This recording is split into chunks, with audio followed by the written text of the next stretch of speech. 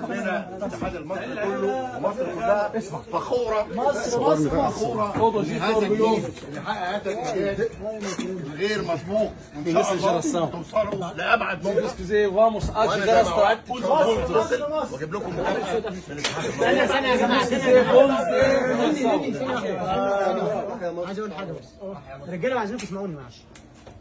اللي احنا عملناه النهارده ده والله العظيم تاريخ. طبعا تاريخ، انتوا حققتوا تاريخ عشان انتوا رجاله، لعيبه رجاله. انا كمال بيه من قبل ما نيجي اول اجتماع عملناه انا والنني قلنا احنا جينا هنا عشان احنا مصدقين فيكم وعارفين ان انتوا هتعملوا حاجه كويسه، بس خلي بالك احنا كل الناس كل الاجيال اللي قبل كده صعدوا من مجموعات. يا جمال بيه انا فاكر على السبيكر نصدق نفسنا يا جماعه. بعد اذنكم ما تريحوش وخلينا ندي 200% الماتش الجاي. والله لو كسبنا الماتش الجاي اللي هناخد حاجه اكتر من المركز الثاني.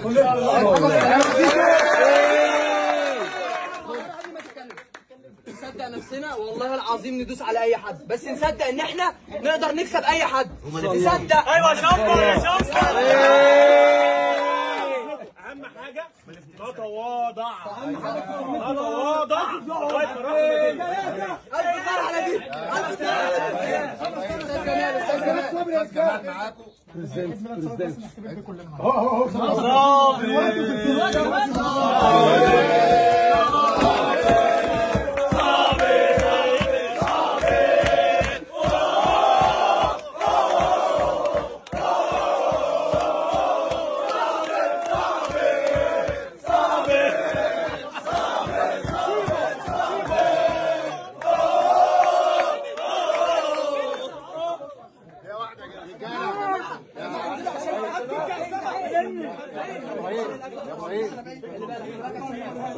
خلي بالك عشان الاكل. ايوه يا استاذ جمال معاك.